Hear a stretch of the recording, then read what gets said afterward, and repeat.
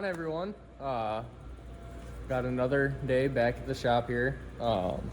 Picked up the correct bearings. If you watched the last video, you saw that we got the CH, I think 2225s or 1825, something along those lines, and they were too thick. So I picked up the thinner ones this morning. And I went ahead and you can see, mark these with Sharpie. So you got the oil hole there, and get the light on.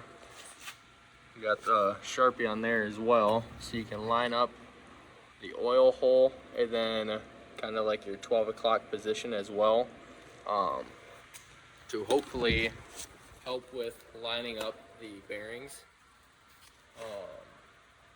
Then before I install these, I went ahead and wiped them off, and you can see just how much gunk is on these things, so make sure you go ahead and clean them. Preferably, before you do this, you'd want to go in and kind of chamfer all the oil holes, but unfortunately, with the cam being in, it's a little difficult, or the crank being in, it's a little difficult for me to do that. And I mean, it's not anything super special, so I'm not too worried about it. But I'm gonna get you guys set up, get the tool kind of set up, and work on driving in these bearings.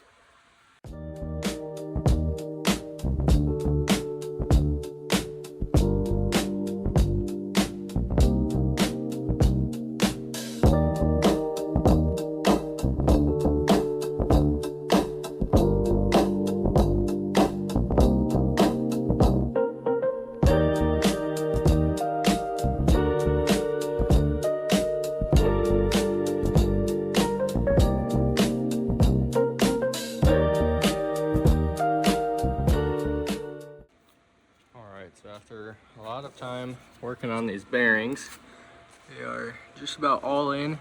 One thing I did notice while installing them is you can see that this is a little bit thicker here, the journal that it sits in, as opposed to the bearing. So I think you can run the thicker bearings if you want.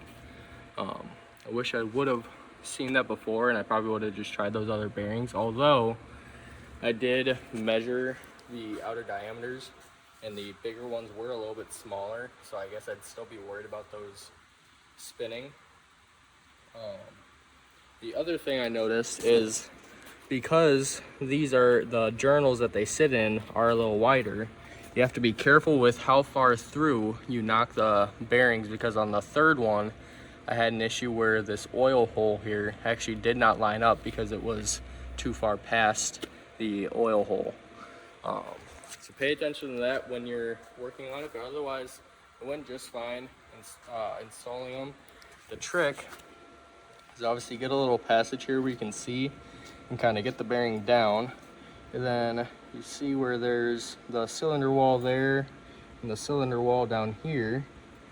You have to then rotate the bearing to where it's facing this way to drop down in there, then you can flip it back around. Yeah, so those are all in. I'll probably put in the factory cam and just spin it around, make sure that fits in there good and there's no tight spots. And then come Black Friday here, I'll be ordering a cam. I'm thinking I'm probably gonna go with the Richard Holdner Truck Plus cam. Just because it seems to be kind of the best bang for buck. You can get the whole cam with springs and whatnot for like, I think it's $300 or $400. And it makes right about 75 horsepower more to the motor. Whereas like Texas Speed and BTR and all them, for a nice streetable cam, it's 60 to 80, but you're looking at $600 or more. So yeah, that's the plan, but we'll see what kind of deals we get come Black Friday. I'm also, while I'm here, gonna work on these cylinder heads. You can see this one I've got kind of broken down, and I found a real nice trick to breaking these down. Give me 1 second, I'll show you. So hopefully you can see pretty well. Move this over a little bit. So I found that if you take a 3/4 socket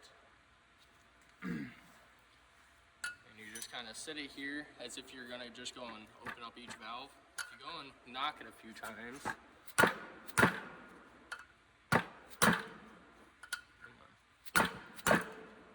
you can see one of the keepers pops out. And all you gotta do is just knock it a couple more times.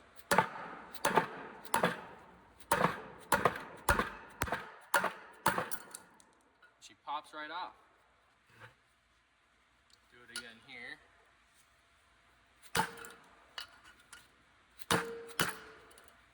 And you can kind of feel the spring come up a little extra, so you know when it's popped out. You just let the one pop out, and then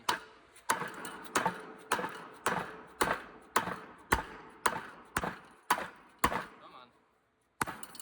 There she goes.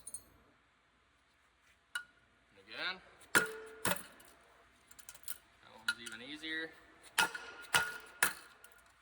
Oh, I guess, I don't know if you saw that, but if you keep the socket on it, you can actually hit it a couple times and it's even easier.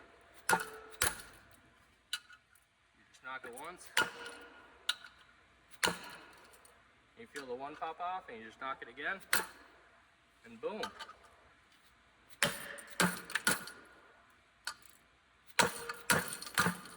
Like nothing. And in like 2 minutes, every single one of these springs is popped out. Alrighty, so now that I've got these all numbered just to make sure I know what's what, I'm gonna go ahead and take them out. This one I already kind of wiped off. I'm gonna throw some valve lapping compound on this and then hook up that tool I showed in the last video and try to go ahead and lap these valves.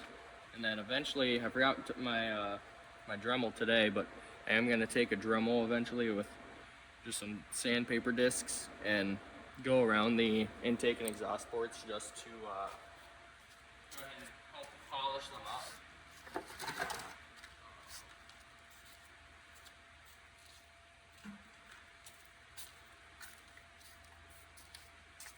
Right now, stuff out the way.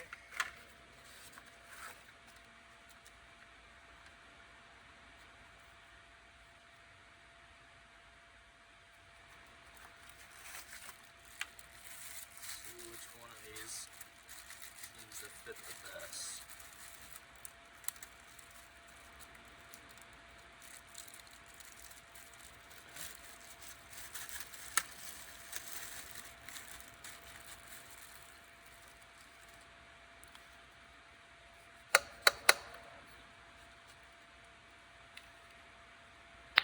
Seems to be pretty good. I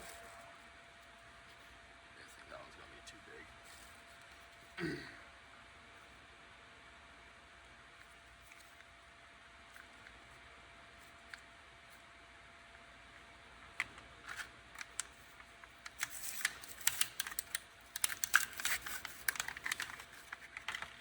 Go ahead and pop this valve out.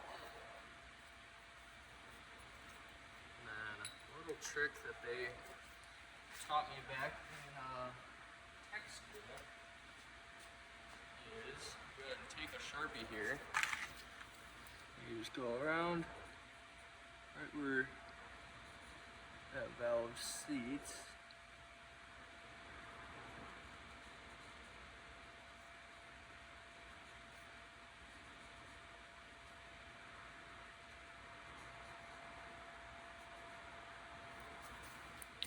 So then you can easily tell when it is all fully seated.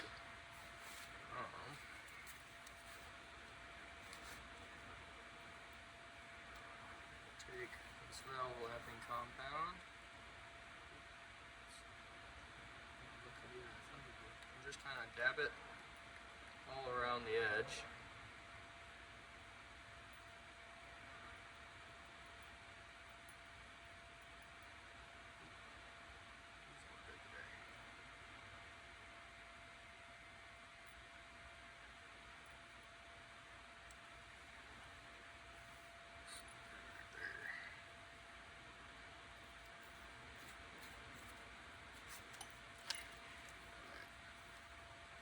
We'll just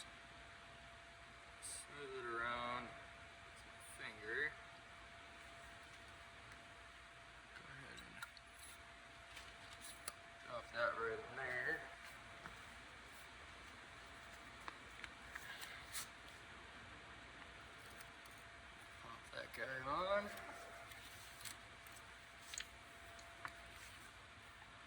Probably take off that.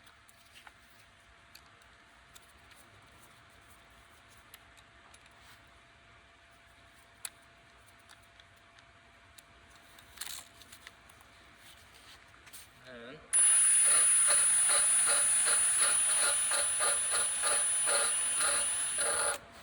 get you a better view here. There's very light, doesn't need to be very much pressure at all. You just kind of sit here while it's spinning, going up and down.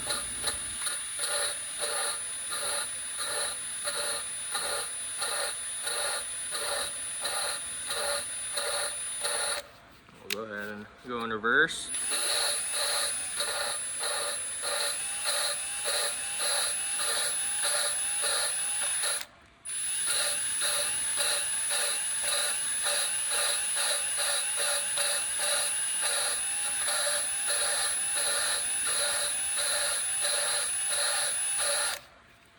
Forward.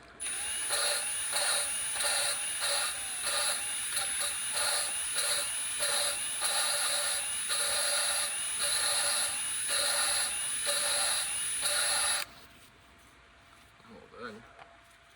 Pop that guy off. Pop this valve back up.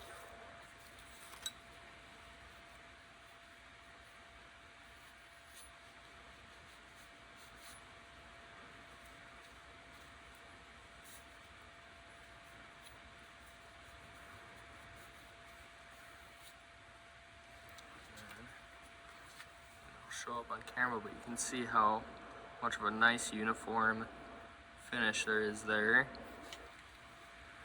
if we wipe off the valve seat,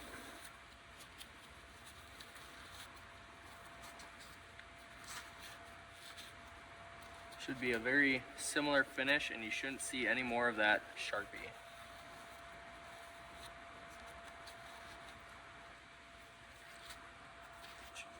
Close up here, you can see that same uniform, not the shiny part, but that dull part.